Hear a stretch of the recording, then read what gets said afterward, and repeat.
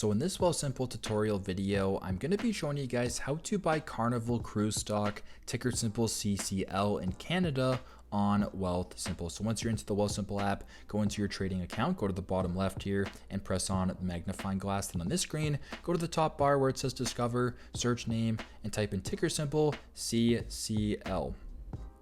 Then on this screen, we want to go ahead and do the Carnival Corporations from the New York Stock Exchange by pressing on Carnival right here.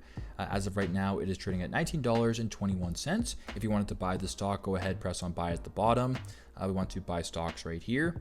Now, if you want to do a market buy, you can go to market buy, type in however much money you want, but you can also switch between market buy and limit buy if you want.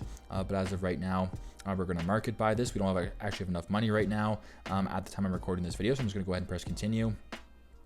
It says not enough funds to complete this trade, but pretty much if you want to limit buy, you can limit buy and do whatever price you want. But pretty much once that is done, confirm your order and there you go. That is how you guys can buy Carnival cruise stock, ticker symbol CCL in Canada on Wealthsimple. I hope this video helped.